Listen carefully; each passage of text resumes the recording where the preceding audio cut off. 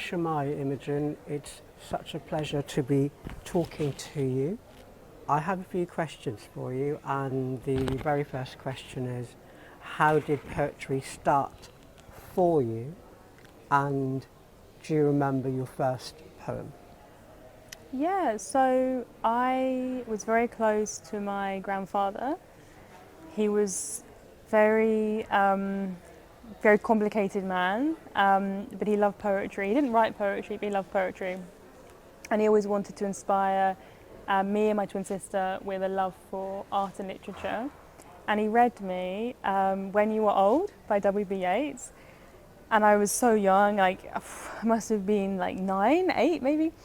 And I remember just being completely blown away, being like, oh wow. And then I just knew like this is what I like now. This is what I like forever, and I still like it. And then I started writing poetry and bringing it to him, printing it out, and bringing him, my papa, these poems. And the first one was about demons and reincarnation.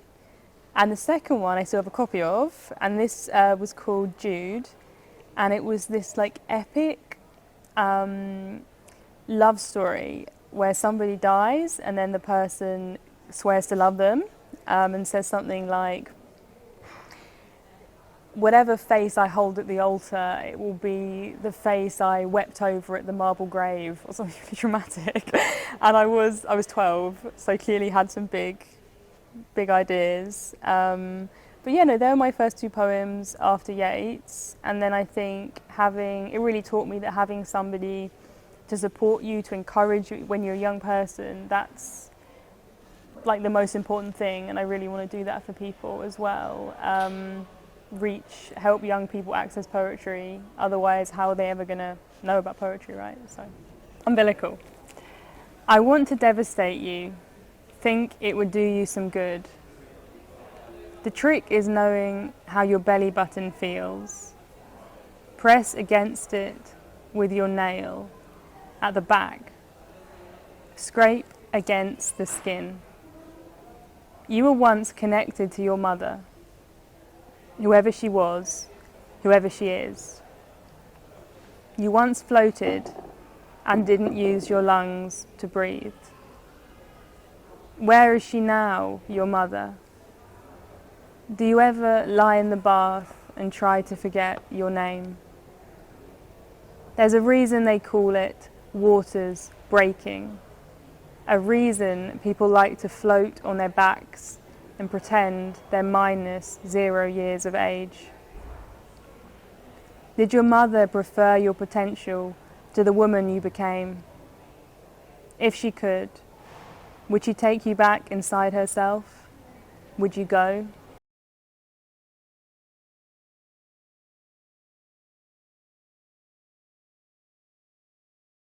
What made you study English literature at university, and how has the formal study of literature informed your writing practice? Yeah, so I would say I don't actually feel I ever formally studied literature.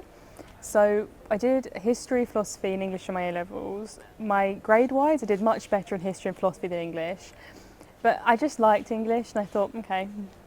But then I was actually just fascinated by religion. That's probably my main interest. And so when I actually got to university, in first year I did one like intro to creative writing module, like one, and I didn't really like I tried, but And then in second year I was abroad and I could really flex with what modules I chose, so I just did religion basically. So I was studying the historical Jesus, I was studying the commodification of ancient religions in a New Age framework. And then when I got back for third year, I just did medieval anchorites. So I was just like reading about the hermits, Uni of Norwich. So I never really did literature. I feel then I did my dissertation on mysticism in female anchorites and kind of like feminist religion.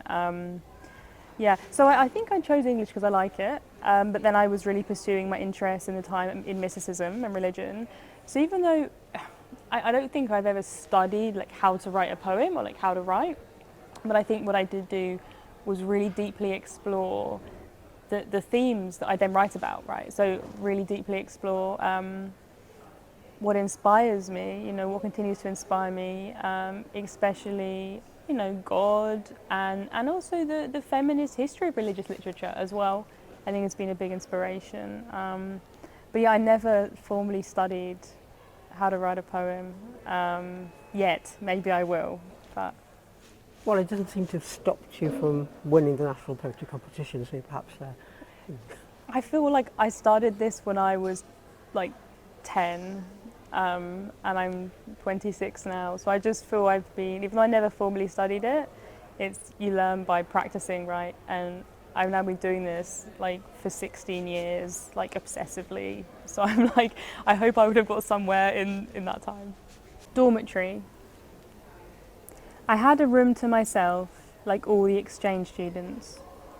The college knew that the Europeans would revolt if they had to bunk like freshmen. I had 2 beds in my room, one never made up. I covered the floor with clothes over and over. One night, I'm asleep when someone tries to break my door down, slamming their fists, throwing their full weight against it. I'm awake like a shifty rat, eyes in the dark, watching the wooden door in the dormitory shake. The person is shouting. If it's not my name, it's something very like it. I wait to be seized, chased by thrill, the same one I get when I'm on the motorway and nearing the scene of a crash. I don't want accidents to happen, but if they have to, then at least let me look. An unknown person is smashing my door, but the lock continues to hold. It goes on for so long that I become frustrated. I think, show me the blood, show me the wrecked metal, come in.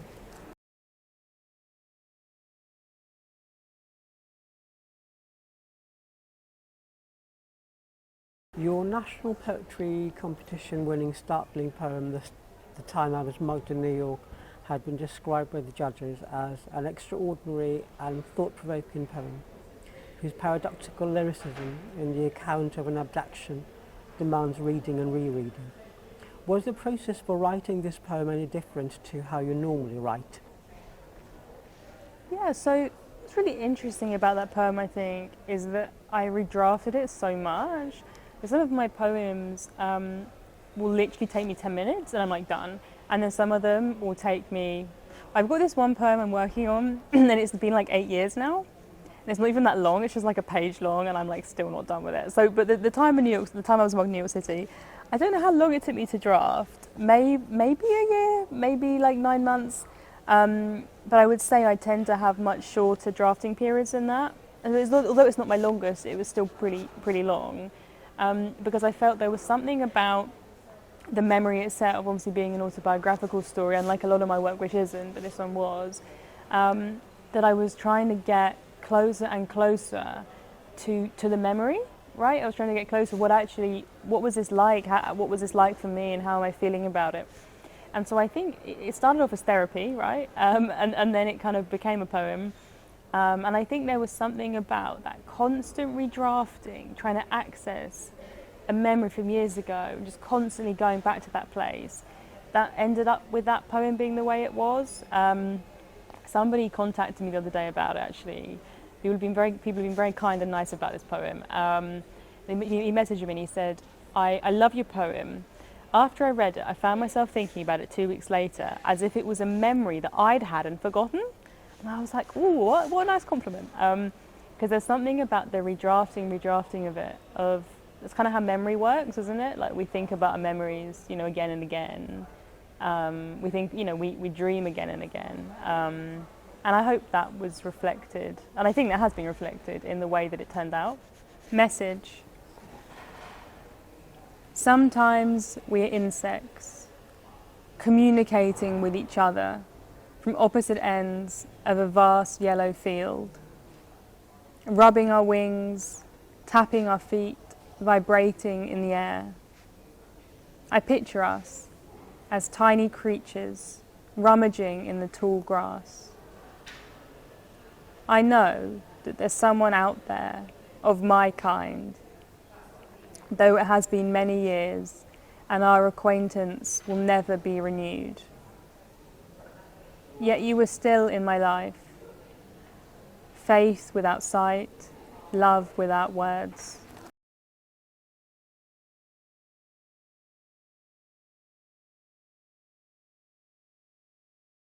Related to the previous question, has the National Poetry Award and the recognition changed the way you approach poetry? Yes, it definitely has. I think probably as a person and as a poet, I really struggle with confidence, self-esteem, all that stuff. And so I think there was something about the validation of it. And I think chasing validation in life, you know, whether you're an artist or not, is not a great way to be necessarily. But I think now and again it does provide evidence that you're not terrible, you know? So I had this big piece of validation essentially. And I'm thinking, okay, maybe if I work really hard, I can, you know, like do some really good stuff here. So I think it definitely helped my confidence, taking it more seriously. There's a great poem, Marge Piercy, To the Young Who Write, I think, and there's a line in it that says something like, you know, work is its own reward. You have to like it better than being loved. And I really like that a lot, because the work is just the work, and then prizes or reviews or whatever, that's just like, who cares? You know, you have to do the work. But hey, it sure helps, right? It sure helps if you get that. There's also another line in that poem that says, until you get like validation of publications, everybody just views poetry as like a really embarrassing hobby. You know, so someone's like to me, what do you do for fun? Like, I'm not necessarily was going to say like, oh, I write loads of poetry. I'm like a massive emo, write loads of poems. I found it a bit embarrassing. But now I find I can say like, oh yeah, no, I'm a writer, and just like have more confidence in that. So yeah, I think it's definitely helped my confidence, helped me take it more seriously, and helped me, I think, set aside time to, like I have a full-time job, and this is to set aside time to write now, to say, no, this is my kind of like sacred, sounds a bit cringy, but like sacred time for writing. Because before, my poems were written on trains on my notes app. Like I was traveling places and I just got my phone out, or I'd stop at a service station, write a poem in my car in the car park, and now I'm like, no, I'm going to sit at my desk or on the floor or the table, whatever, and I'm going to deliberately write. And that wouldn't have happened if I hadn't won that competition. I would have continued to do my random poetry. So yeah, no, it's been hugely impactful in how I'm approaching this, for sure. Has there been any change of subject matter that has come from the confidence gained from winning the competition? I think,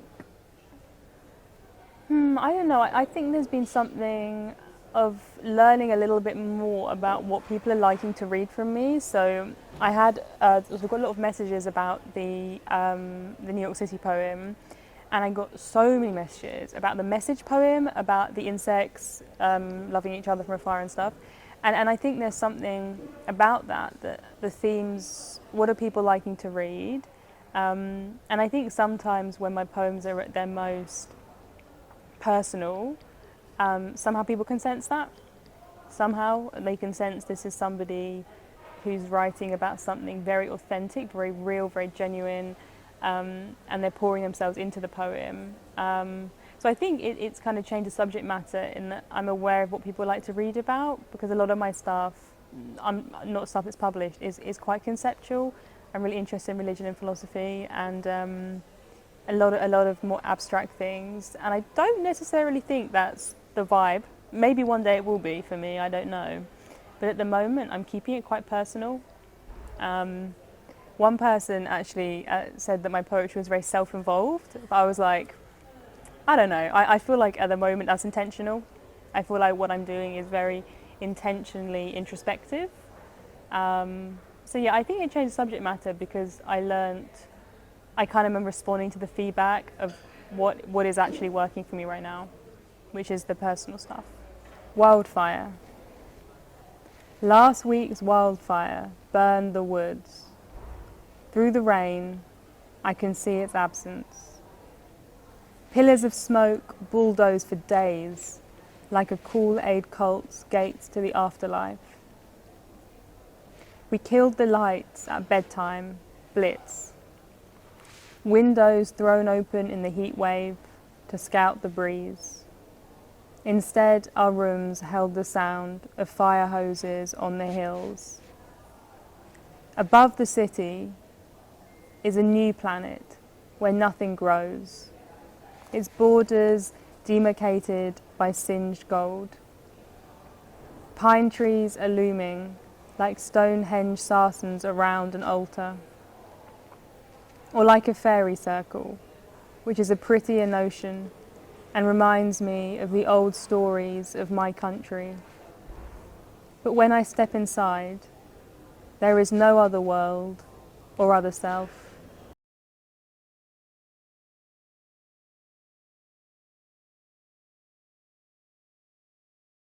You've said in an interview that process is progress and poetry carries great psychotherapeutic power. Would you please elaborate on this? Yeah, I mean, it's like a funny kind of position to be in life, because I'm a therapist and I'm a poet.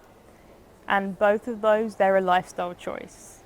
That, yeah, sure, when you finish with the client, there's a level of clocking off, but to be a therapist, you have to be in your own therapy for your training, especially, and most people are continue to be in it.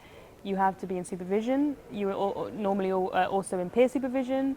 You are constantly doing your CPD. You're reading, you're studying, and obviously you're seeing your clients. And there's so much like constant process. I think I'm a person-centered practitioner, so everything, well, to me, my view of it is so much of it is focused on process, who you are, what you're bringing, your congruence, your empathy. Is a way of life, like for me, I take it so seriously. And I think being a poet as well, that's also a way of life. Like we were saying earlier, like I don't think nobody sits there and is like, I'm going to choose to be a poet. It's like, like no one wants that for themselves. Like it happens.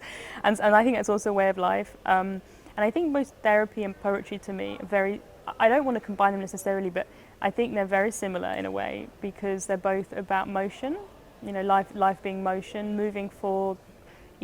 There's emotion even to writing. Pen on. When I have my pen on my page, I'm physically moving forward.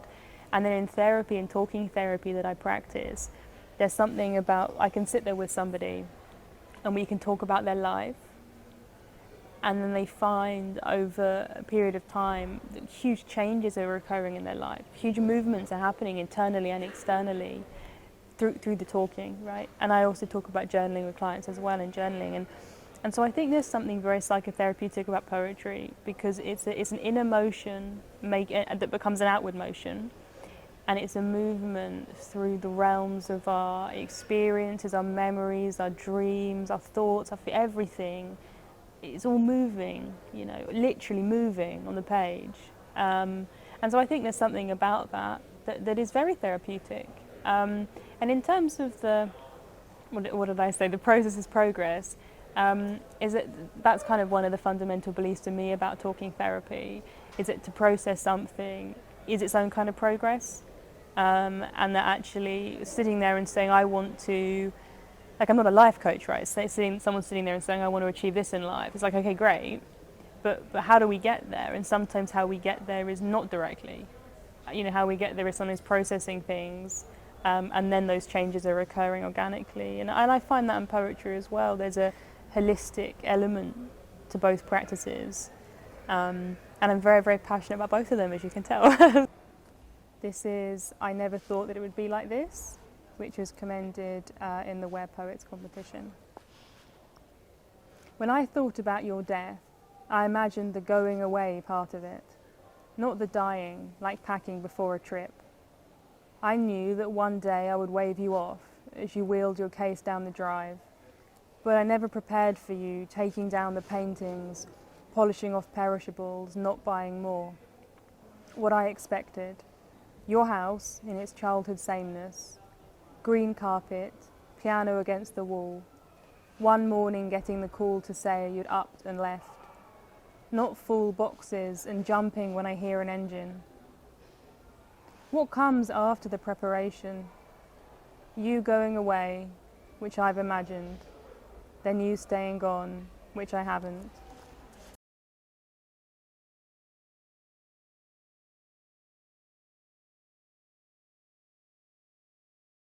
Which poets and writers have inspired you the most?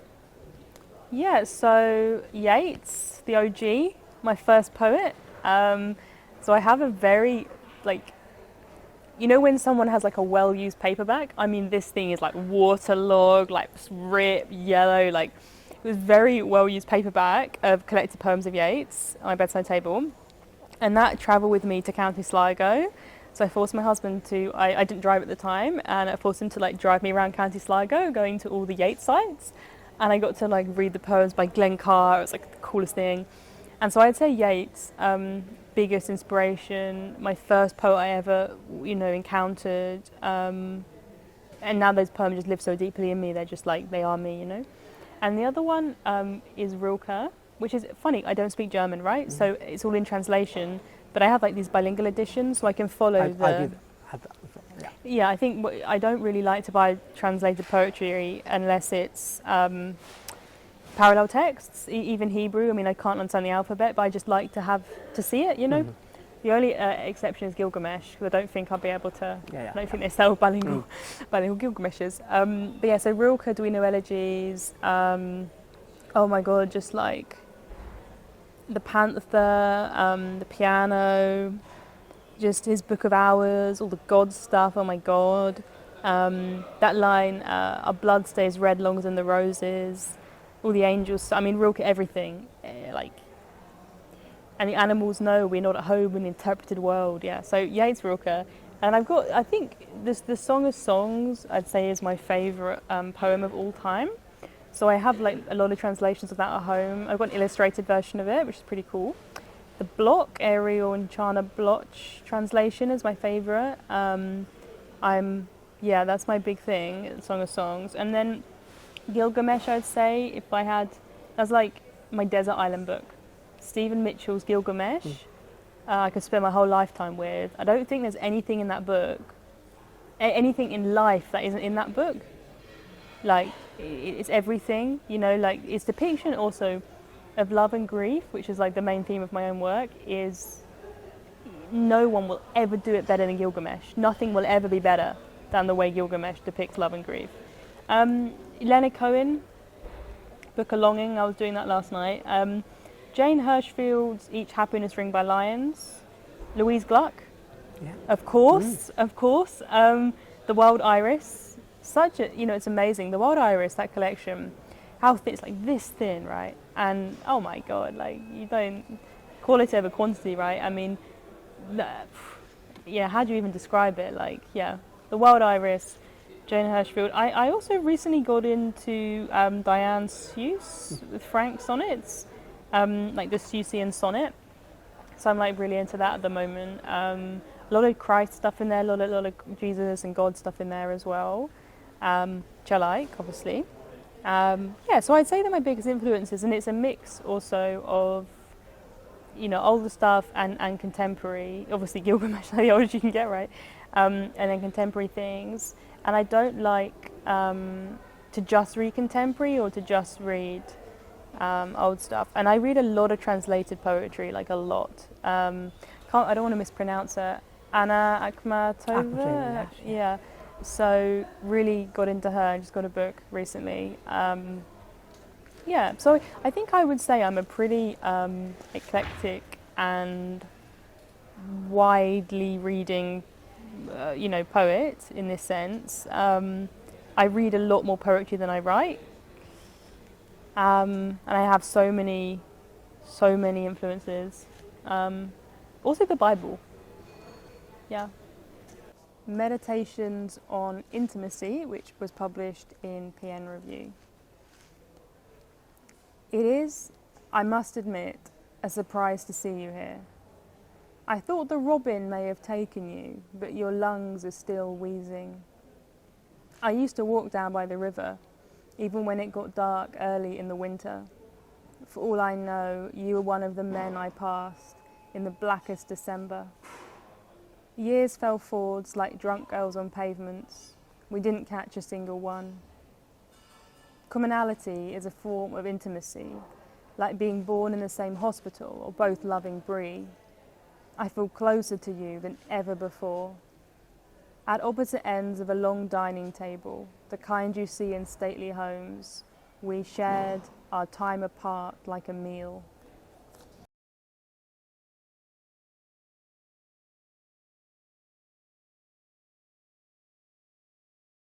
So what next? Are you working on a writing project at present? Yeah, so I'm working on my first full-length collection of poetry. I'm really proud of it.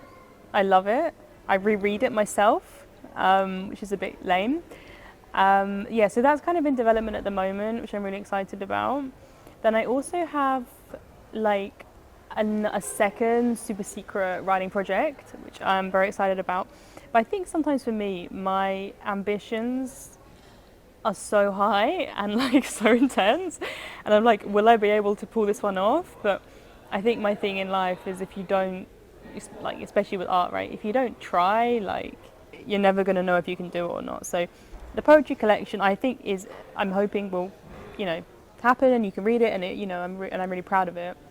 And I've also got the second thing that's like mental, and I'm like, if I can do that, that's like the coolest thing. So maybe in like 3-4 years you might see the second one, which would be cool.